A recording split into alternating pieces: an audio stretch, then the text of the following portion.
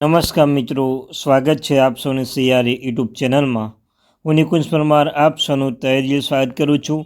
તો મિત્રો, આજના વિડીયોમાં આપણે વાત કરવાના છીએ ઘણા લાંબા સમય સુધી જે ગુજરાત ગવર્મેન્ટ વીક અપડેટમાં મિત્રો ગુજરાત સરકાર જે સરકારી કર્મચારીઓ છે તો નવો કાર્યક્રમ જાહેર 20 જુલાઈ 2024 ફાઇનલ નિર્ણય। મિત્રો, તમને ખ્યાલ છે કે જે ઓપીએસ સિસ્ટમ બંધ કરવામાં આવી હતી તે બાબત પુનઃસ્થાપન કરવા માટે ઘણા આંદોલન શરૂ થયા છે અને તેની માંગ છે કે નવી સિસ્ટમ ઓપીએસ સિસ્ટમ જે શરૂ કરે અને મિત્રો જે સિસ્ટમ છે તે રદ કરીને ઓપીએસ સિસ્ટમ અપડેટ કરે તે બાબતે મિત્રો એક મહત્ત્વના સમાચાર મળી રહ્યા છે। તો તેના વિશે આપણે આ વિડીયોમાં ચર્ચા કરવાના છીએ।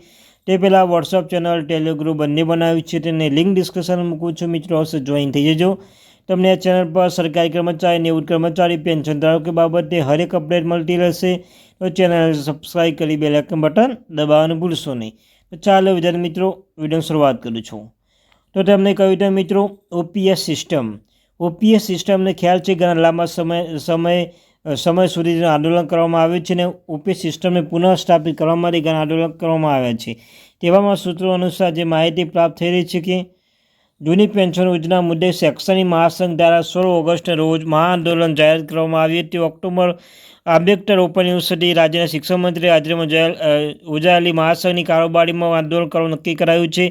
ગાંધીનગર સ્ટ્રીટ સત્યાગ્રહ છાવણી ખાતે આ મહાઆંદોલન દિવસે આગળના આંદોલનની રણનીતિ પણ નક્કી કરવામાં આવશે। રાજ્ય સરકારે થયેલા સમાધાન અનુસાર અત્યારે જૂની પેન્શન યોજના લઈને ઠરાવ બહાર પાડવામાં આવ્યો ન હોવાથી આક્રોશમાં જોવા મળ્યા હતા, જેને શૈક્ષણિક મહાસંઘ દ્વારા આંદોલન જાહેર કરવામાં આવી હતી। સૂત્રોના જણાવ્યા પ્રમાણે અખિલ ભારતીય રાષ્ટ્રીય શૈક્ષણિક મહાસંઘ કારોબારી બેઠક 400થી વધુ પદાધિકારીઓની ઉપસ્થિત doctor Babasaheb Ambedkar open university ખાતે યોજાઈ હતી।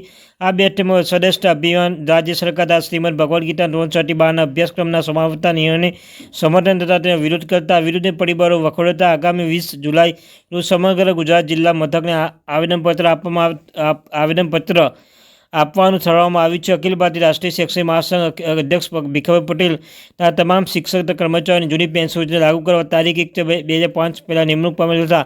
સમાધાન મુજબ ઠરાવ બહાર પાડવા એનપીએસ વાળા કર્મચારીઓ 300,000 રોકડ રૂપાંતર સ્ટાર્ટના બદલીના નિયમો સંગઠન ભાગ અનુસાર બહાર પાડવા વિદ્યાર્થી હિતમાં શિક્ષકો પૂરા પાડવા તે મુજબ મહેકમ અનુસાર કાયમી ભરતી કરવામાં આવે છે।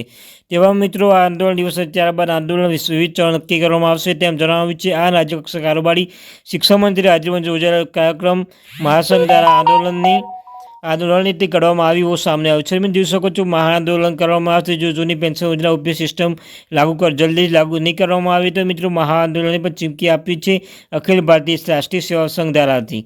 તો મિત્રો આ હતી આપણે થેન્ક યુ વેરી મચ।